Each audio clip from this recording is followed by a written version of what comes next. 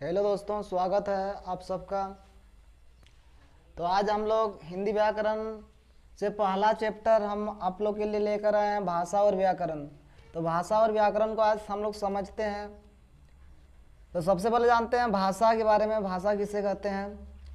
तो भाषा किसे कहते हैं? विचारों के आदान प्रदान के माध्यम को भाषा कहते हैं।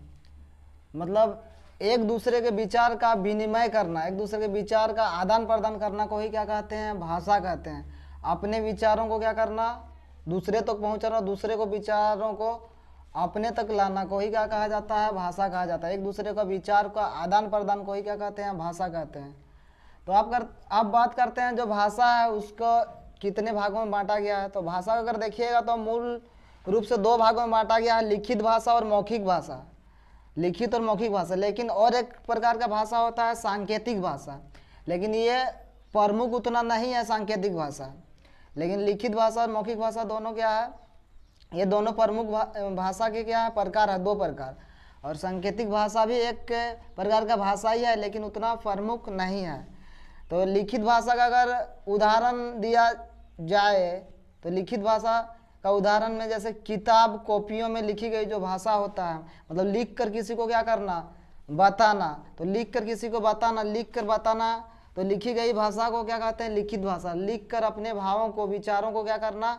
किसी को बताना, उसे लिखित भाषा कहते हैं। और मौखिक भाषा मतलब बोल कर किसी को अपनी बातों को, मतलब विचारों को क्या करना? प्रदान करना, समझाना किसी को बोलकर, उसको क्या कहते हैं? मौखिक भाषा। तो मौखिक भाषा का उदाहरण अगर देखा जाए, जैसे शिक्षक द्वारा क्या करना?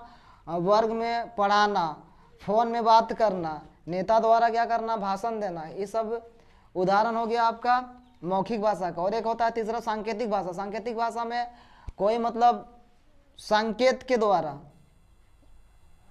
बातों को क्या करना? समझाना। जैसे आंखों द्वारा किसी को, आंख द्वारा क्या करना? इशारा करना, आंखों आंख द्वारा इशारा करना, किसी को हाथ द्वारा क्या बुलाना, या संकेत जो होता है जानते हैं, इसका मतलब आदमी समझ जाता है। ऐसा जहाँ भी चिन्ह अगर रहता है तो इसका मतलब वह पढ़ा लिखा हुआ आदमी रहे चाहे अनपढ़ आदमी रहे, तो सांकेतिक जो भाषा होता है उसको आदमी जल्दी क्या करता है? संकेत देकर समझता है। अगर नहीं भी पढ़ने जानता है तो संकेत को देखकर वो समझ जाता है कि क्या दर्शा रहा है, क्या कह रहा है संकेत। तो ये सांकेतिक भाषा हुआ। इसका मतलब होता है क्या? डेंजर। इस टाइप से दो हड्डी रहता है, दो हड्डी के बीच में क्या रहता है? खोपड़ी रहता है।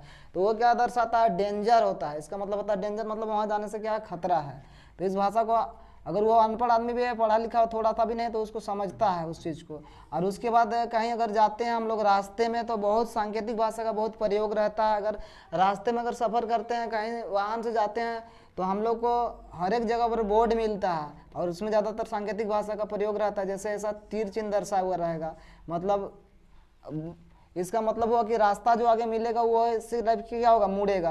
कभी बाईं ओर से दाईं ओर तीर रहता है, तो कभी दाईं ओर से बाईं ओर, दाईं से बाईं तीर रहेगा, मतलब मुड़ेगा, वहाँ घुमावदार है रास्ता। तो इस चीज़ को देखकर समझ जाते हैं जो वाहन के क्या होते हैं, ड्राइवर होते हैं, कि आगे हमको मोड़ मिलने वाला घुमावदार। तो उसी के अनुरूप क्या करते हैं, वो अपना जो गाड़ी का स्पीड है उसको क्या करते हैं? कम कर देते हैं। और तो ये जो सांकेतिक भाषा है, तो सांकेतिक भाषा एक के क्या बोलेंगे? प्रमाणिक भाषा नहीं है, क्योंकि ये सांकेतिक भाषा जो है विभिन्न समयों पर विभिन्न अर्थ प्रदान करता है। कैसे बोलिएगा? विभिन्न समय पर विभिन्न अर्थ प्रदान करता है। जैसे स्कूल में जो घंटी बजता है, स्कूल में घंटी जब क्लास स्टार्ट होता है घंटी बजता है, लंबी घंटी जो होता है, तो क्लास स्टार्ट के समय लंबी घंटी बजता है। फिर क्या होता है? यही घंटी अलग अलग अर्थ बताता है। जैसे टिफिन में भी लंबी घंटी बजता है, टिफिन होता है उस समय। फिर छुट्टी में भी बजता है। और यही घंटी तो क्या बोलेंगे? जब मंदिर में बजता है तो पूजा होता है। मतलब विभिन्न समय में क्या होता है? विभिन्न अर्थों को क्या करता है? बताता है। इसीलिए इसको प्रमाणिक भाषा नहीं कहा जाता सांकेतिक भाषा के सांकेतिक भाषा को। तो प्रमुख रूप से दो भाषाओं को ही, दो भाषाएं क्या है? प्रमुख है भाषा के। यानी मूल रूप से अगर देखा जाए तो दो टाइप का ही भाषा होता है, लिखित और मौखिक भाषा। ज़्यादातर इस भाषा का प्रयोग होता है लिखित भाषा का ज़्यादातर।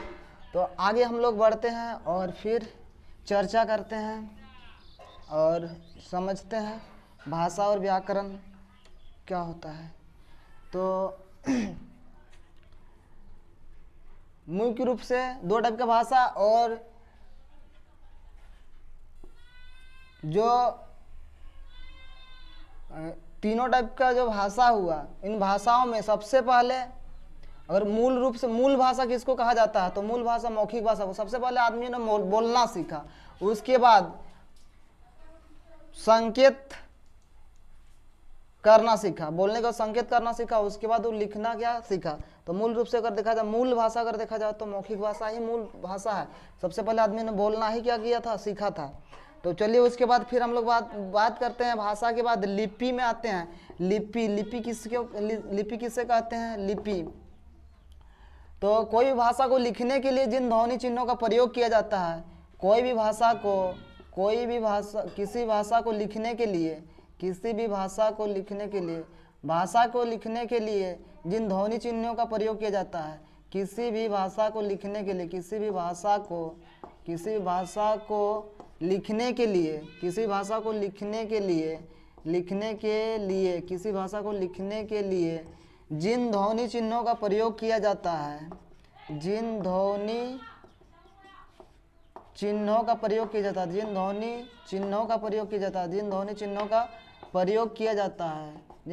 का प्रयोग किया जाता है, उसे लिपि कहते हैं। यानी जितना भी भाषा होता है सभी का क्या होता है, लिपि होता है, उसे लिपि कहा जाता है। जितना भाषा होता है सभी का क्या होता है, लिपि होता है। जितना भाषा होता है सभी का लिपि होता है। तो प्रत्येक भाषा का अपना क्या होता है, लिपि होता है। अपना क्या होता है, उस भाषा को लिखने का क्या होता है, चिन्ह अलग अलग होता है प्रत्येक भाषा का। तो भाषा को, कोई भाषा है उसको लिखने के लिए जिन चिन्हों का प्रयोग करते हैं उन्हें क्या कहते हैं, लिपि कहते हैं। तो अब जानते हैं कि विभिन्न भाषा के लिपि के बारे में, कि जो भी भाषा होते हैं उसके लिपि क्या क्या होते हैं। तो भाषा, और अगर हम बात कर रहे हैं लिपि की, अगला भाषा और लिपि। भाषा और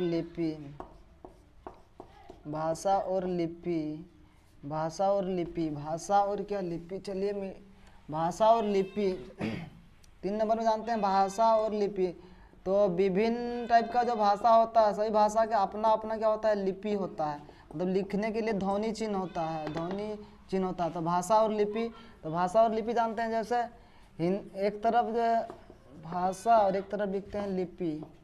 तो भाषा लिपि, जैसे हिंदी भाषा हुआ, तो हिंदी भाषा, संस्कृत भाषा, मराठी भाषा, हिंदी, संस्कृत, मराठी, नेपाली, इन भाषाओं का लिपि देवनागरी होता है। इन भाषाओं का जो लिपि होता है देवनागरी लिपि होता है। इन भाषाओं का लिपि का नाम है देवनागरी लिपि से इन भाषाओं को क्या किया जाता है, लिखा जाता है। उसके बाद आते हैं भाषा में अंग्रेजी भाषा। जो अंग्रेजी भाषा का लिपि का नाम है आपका रोमन। अंग्रेजी भाषा को रोमन लिपि में लिखा जाता है। और उसके बाद फिर पंजाबी भाषा का लिपि का नाम है गुरुमुखी। पंजाबी भाषा को गुरुमुखी लिपि है, उस लिपि का नाम पंजाबी भाषा का। पंजाबी के बाद बांग्ला भाषा का लिपि का नाम है ब्राह्मी। और फिर उर्दू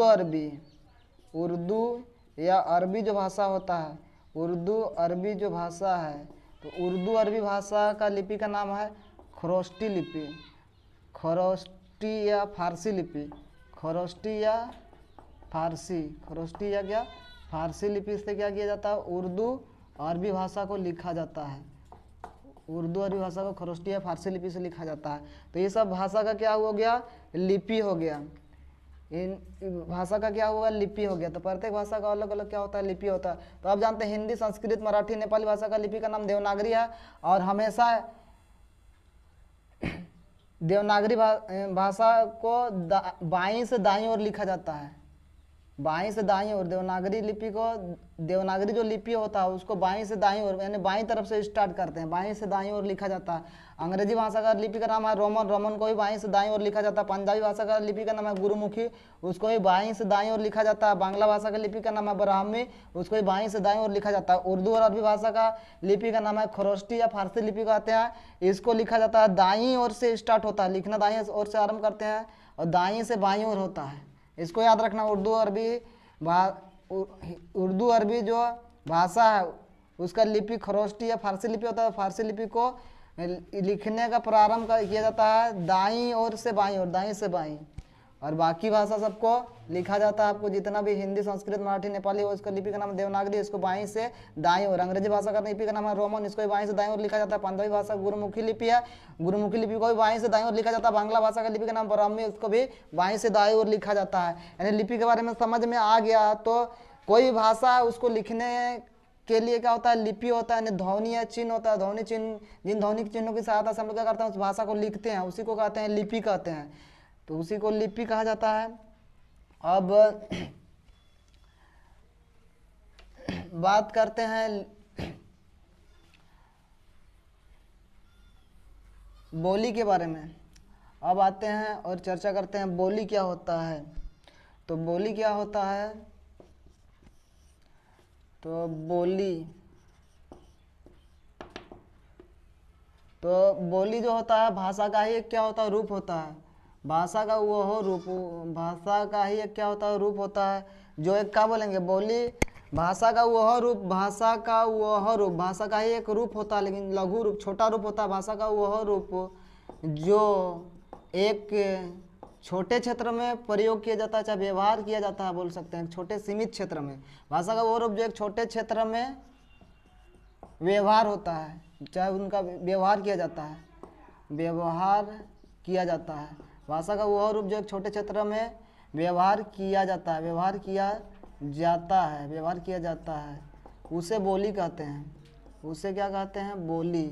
उसे बोली कहा जाता है, उसे बोली कहा जाता है, उसे बोली कहा जाता है, उसे बोली कहा जाता है, उसे बोली कहा जाता है। मतलब क्या बोलेंगे, भाषा का ही एक क्या होता है, रूप होता है। बोली जो है भाषा का ही क्या होता है, रूप होता है, लेकिन एक छोटे क्षेत्र में क्या होता है, व्यवहार किया जाता है, उसे हम लोग क्या कहते हैं, बोली कहते हैं। भाषा का वो रूप जो एक छोटे क्षेत्र में क्या होता है, व्यवहार होता है, उसे बोली कहते हैं। तो जो भाषा होता है, तो भाषा से ही क्या किया जाता है, इसको अलग करके, उसको खंड करके क्या बोली बनाया जाता है। एक सीमित क्षेत्र में क्या होता है, उसका व्यवहार होता है। और बोली जो होता है, भाषा जो होता है उसका एक काल बोलेंगे बड़े क्षेत्र में, बड़े क्षेत्र में उसका क्या होता है, व्यवहार होता है। जैसे हमारी हिंदी जो है क्या राष्ट्रभाषा है, और सभी राज्यों में क्या होता है, ये हिंदी भाषा का हम लोग का क्या होता है, प्रयोग होता है। सभी राज्यों के आदमियों को ये भाषा,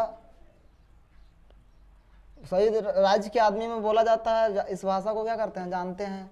तो इसलिए ये हो गया भाषा। और बोली हो गया जो एक सीमित क्षेत्र में और सीमित दायरे के आदमी उस बोली को क्या करते हैं, समझते हैं, तो उसको क्या कहते हैं, बोली कहते हैं। तो ये बोली कहाँ से आया, तो किसी भाषा से ही क्या आता है, भाषा से ही ये बोली आता है। जैसे हिंदी भाषा का अगर प्रमुख बोली का बात करें, हिंदी भाषा का प्रमुख बोली, हिंदी भाषा जो है उसका प्रमुख बोली, हिंदी भाषा के प्रमुख बोली, हिंदी भाषा के प्रमुख बोली, तो हिंदी भाषा के प्रमुख बोली, हिंदी भाषा के प्रमुख बोली में जैसे हो गया मैथिली हुआ, मैथिली हुआ, उसके बाद मैथिली, खड़ी बोली राजस्थानी, अरबी खड़ी बोली, खड़ी बोली, खड़ी बोली राजस्थानी, उसके बाद अरबी भोजपुरी बुंदेली, अरबी भोजपुरी, भोजपुरी बुंदेली, ये सब हिंदी भाषा से ही लिया गया क्या है, बोली है। आदि ये सब क्या है, बोली का उदाहरण है। तो हिंदी भाषा से ही क्या किया, अलग करके, और एक बोली जो होता है छोटे क्षेत्र में व्यवहार होता है, और भाषा बड़े क्षेत्र में क्या होता है, व्यवहार किया जाता है।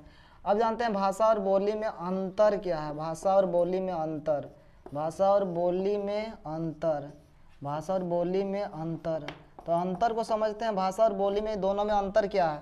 तो भाषा और बोली में अंतर, एक तरफ भाषा और एक तरफ बोली, और भाषा बोली में अंतर क्या है। तो भाषा और बोली में अंतर क्या है, तो भाषा जो होता है, पहला अंतर तो है कि भाषा जो होता है वो एक विस्तृत क्षेत्र में, एक बड़े क्षेत्र में क्या होता है, उसका व्यवहार होता है। जबकि बोली जो होता है एक क्या बोलेंगे, विस्तृत क्षेत्र में, और एक सीमित क्षेत्र में बोलेंगे। विस्तृत क्षेत्र में और एक क्या, सीमित क्षेत्र में इसका क्या होता है, व्यवहार होता है। उसके बाद भाषा जो है भाषा का क्या होता है, व्याकरण होता है। भाषा जो है इसका क्या होता है, व्याकरण होता है। कोई भाषा उसका व्याकरण होता है, जबकि बोली का व्याकरण नहीं होता है। इसमें व्याकरण नहीं होगा, बोली जो होगा, बोली का क्या व्याकरण नहीं होता है, भाषा का क्या होता है, व्याकरण होता है। उसके बाद भाषा जो होता है उसका साहित्य मिलता है, भाषा का क्या होता है, साहित्य होता है। जबकि बोली जो होता है उसका साहित्य नहीं होता है, भाषा का क्या होता है, साहित्य होता है। फिर अगला अंतर क्या है, भाषा और व्याकरण में अंतर क्या है, और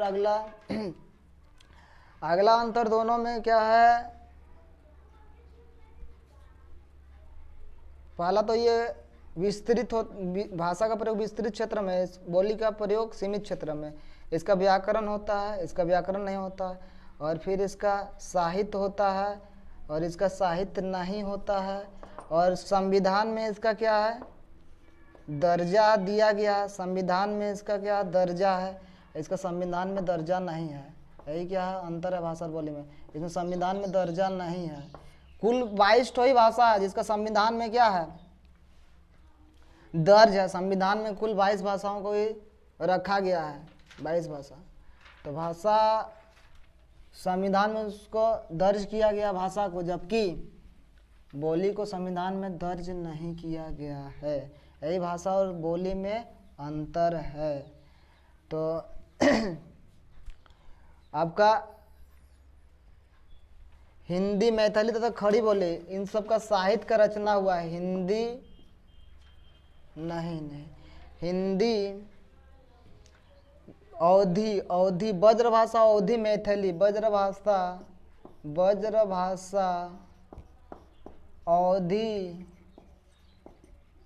अवधी मैथिली, खड़ी तथा खड़ी बोली को उपभाषा का दर्जा दिया गया है। उपभाषा का दर्जा दिया गया है। उपभाषा का दर्जा दिया गया है। उपभाषा का दर्जा दिया गया है। उपभाषा का दर्जा दिया गया है। ब्रजभाषा, अवधी, मैथिली तथा खड़ी बोली को उपभाषा का दर्जा दिया गया है, क्योंकि ये जो भाषा है, इन भाषाओं में साहित्य लिखे गए हैं, इसलिए उपभाषा का दर्जा दिया गया है इन भाषाओं को। और हम लोग जानते हैं हिंदी हमारी क्या है, राष्ट्रभाषा है। जो हिंदी है, हिंदी हमारी राष्ट्रभाषा है। हिंदी हमारी राष्ट्रभाषा है। और हिंदी को राष्ट्रभाषा का दर्जा कब दिया गया था, तो 14 सितंबर, इसी दिन हिंदी दिवस के रूप में मनाते हैं। 14 सितंबर 1949 ईस्वी में हिंदी को राष्ट्रभाषा का दर्जा प्राप्त हुआ था। हिंदी को 14 सितंबर 1949 ईस्वी को राष्ट्रभाषा घोषित किया गया था। राष्ट्रभाषा का दर्जा दिया गया था, घोषित किया गया था। राष्ट्रभाषा घोषित किया गया था। राष्ट्रभाषा घोषित किया गया था। अब हम लोग जानते हैं भाषा और भाषा परिवार। भाषा और भाषा परिवार के बारे में। भाषा और भाषा परिवार के बारे में समझते हैं। भाषा और भाषा परिवार। तो भाषा और भाषा परिवार, तो जितने भी भाषा होते हैं, जैसे कोई भी व्यक्ति, कोई मनुष्य का क्या होता है, अपना परिवार होता है।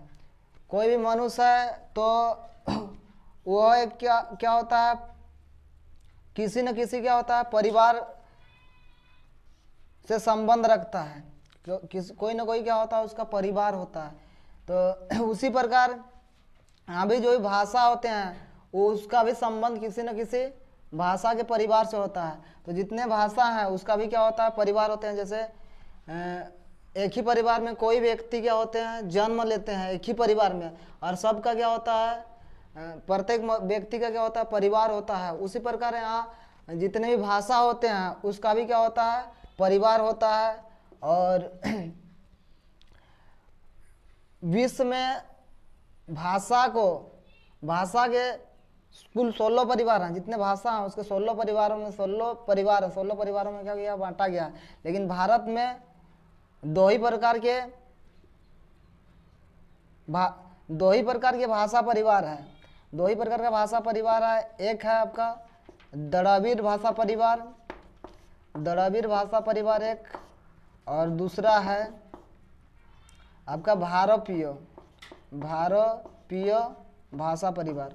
तो दो टाइप का भाषा परिवार ही भारत में क्या है, 16 भाषा परिवारों में दो टाइप का परिवार के अंतर्गत ही जितने भी भाषा हैं भारत के, सभी दो टाइप द्रविड़ भाषा परिवार या तो भारतीय भाषा परिवार के अंतर्गत ही आते हैं।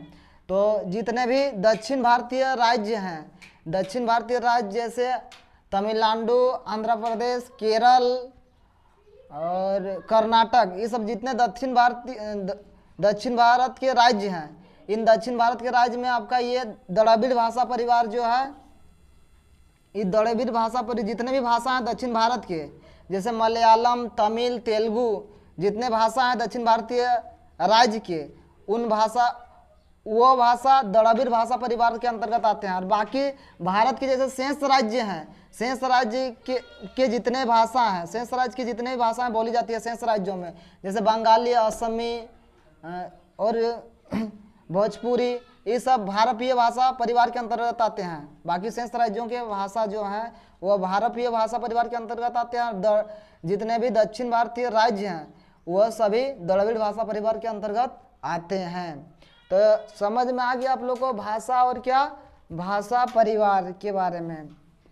तो जिस प्रकार मनुष्यों का संबंध किसी न किसी परिवार से होता है, उसी प्रकार प्रत्येक भाषा का भी क्या होता है, उसमें प्रत्येक भाषा का भी क्या होता है, परिवार होता है। परिवार का क्या होता है, सदस्य होता है किसी भाषा का। कोई भाषा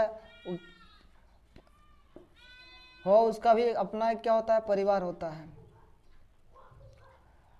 अब जानते हैं, और परिवार के साथ उसके समानता होता है। जो भी भाषा, जिस भाषा का परिवार होता है, जिस परिवार होता है, कोई भाषा हो जिस भाषा परिवार का सदस्य होता है, उसके साथ उसका उस भाषा के साथ, उस भाषा परिवार के साथ उसका क्या होता है, संबंध होता है, उसके साथ समानता होता है। अब हम लोग जानते हैं भाषा और भाषा परिवार हो गया। तो अब हम लोग जानते हैं कि व्याकरण किसे कहते हैं।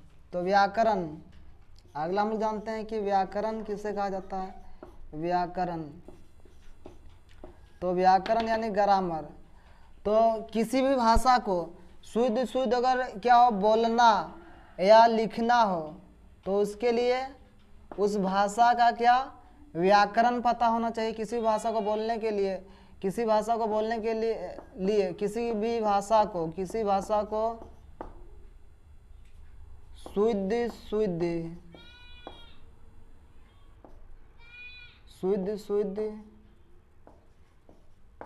बोलना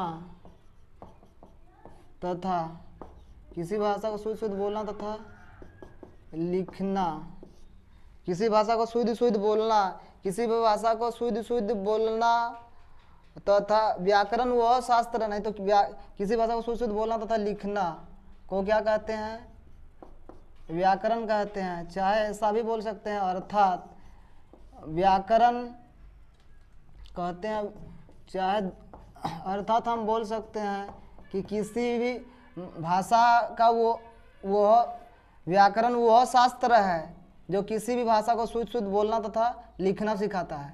किसी भाषा को शुद्ध बोलना तथा लिखना को ही क्या कहते हैं, व्याकरण कहते हैं। चाहे बोल सकते हैं अर्थात भाषा का व्याकरण वह शास्त्र है, व्याकरण वह शास्त्र है जो हमें किसी भी भाषा को शुद्ध लिखना एवं पढ़ना सिखाता है। शुद्ध लिखना व पढ़ना सिखाता है। तो व्याकरण किसी भी भाषा को आपको शुद्ध शुद्ध पढ़ना या लिखना हो तो उसके लिए आपको उस भाषा का व्याकरण अच्छे से आना चाहिए, तब उस भाषा में आपका क्या होगा, शुद्धता बना रहेगा। मतलब शुद्ध शुद्ध उस भाषा को आप बोल लिएगा, पढ़िएगा, लिख पाइएगा। लेकिन व्याकरण अगर नहीं जानते हैं तो भाषा को उतना शुद्ध शुद्ध नहीं बोला जा सकता है और नहीं पढ़ा जा सकता है। शुद्ध शुद्ध बोलने के लिए तथा कोई भाषा को लिखने के लिए व्याकरण ही हमें क्या करता है, सिखाता है शुद्ध शुद्ध लिखना है वो पढ़ना। तो उसके बाद व्याकरण जो है उसके 3 अंग हैं। व्याकरण के 3 अंग, व्याकरण के 3 अंग, 3 अंग, व्याकरण के जो है 3 अंग हैं। व्याकरण के 3 अंग है, कौन कौन सा? तो पहला वर्ण विचार, पहला जो है वर्ण विचार, दूसरा है शब्द विचार, शब्द विचार, वर्ण विचार, शब्द विचार, और तीसरा होता है वाक्य विचार। ये व्याकरण के 3 अंग हैं। अगला है वाक्य विचार, वाक्य विचार, वाक्य विचार। तो वर्ण विचार को ही कहा जाता है इंग्लिश में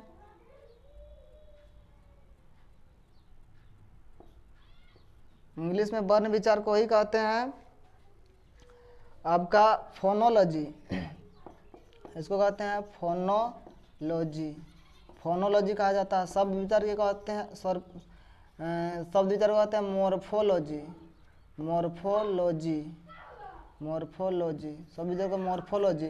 तथा वाक्य विचार को सेंटेक्स कहा जाता है, सेंटेक्स कहा जाता है। तो 3 अंगों में बांटा गया वर्ण विचार, शब्द विचार और क्या, वाक्य विचार, पूरे व्याकरण को। तो अब हम लोग को ये आगे हम लोग चर्चा करेंगे वर्ण विचार के बारे में। आज का वीडियो यहीं पर समाप्त करते हैं और हम लोग जाने भाषा और व्याकरण क्या होता है। कोई भी भाषा हो, कोई भी भाषा हो, उसमें जितना अधिक वर्ण होंगे, भाषा के कोई भाषा हो जितना अधिक वर्ण होंगे वह भाषा उतना जटिल होगा। जितना अधिक वर्ण होगा उतना वह क्या होगा, जटिल होगा। अगर हिंदी भाषा और अंग्रेजी भाषा की तुलना किया जाए, हिंदी और अंग्रेजी भाषा की, तो अंग्रेजी भाषा में कुल 26 वर्ण होते हैं। अंग्रेजी भाषा में कुल 26 वर्ण होते हैं, जबकि हिंदी जो भाषा है उसमें आपका 52 अक्षर होते हैं कुल मिला के। इसीलिए जितना सरलता होगी, जिस भाषा का जितना कम लेटर होगा, जितना कम अक्षर होगा, और जितना जो भाषा का अक्षर होगा, लेटर होगा, वर्ण होगा, वो भाषा उतना जटिल होगा। इसीलिए आसान है अंग्रेजी हिंदी से, हिंदी 2 गुना क्या है, अंग्रेजी से क्या है, भारी है। लेकिन अंग्रेजी जो है क्या है, उससे आसान है बहुत। जितना भारी हिंदी है उसका आधा क्या आसान है। मतलब जिस भाषा के जितने अधिक वर्ण होंगे उतने अधिक जटिल होगा वो, जितना कम वर्ण होगा वो उतना आसान होगा। इसलिए हिंदी टाइपिंग में अधिक समय लगता है, जबकि अंग्रेजी टाइपिंग में क्या होता है, कम समय लगता है। तो इतना ही बात करते हैं भाषा और व्याकरण में, और अगला वीडियो आप लोग को लेकर आएंगे। वर्ण विचार हम लोग सब पढ़ेंगे क्रम से और सीखेंगे। तो भाषा और व्याकरण में इतना ही। चलिए मिलते हैं नेक्स्ट वीडियो में। अगर ये हमारा छोटा सा प्रयास आप लोग को अच्छा लगा तो आप लोग चैनल को लाइक, सब्सक्राइब, कमेंट और शेयर जरूर कीजिएगा, और हम आप लोग के लिए फिर बेहतर करने का प्रयास करेंगे, जितना हो पा रहा है कर रहे हैं। चलिए ठीक है, थैंक्स सबको।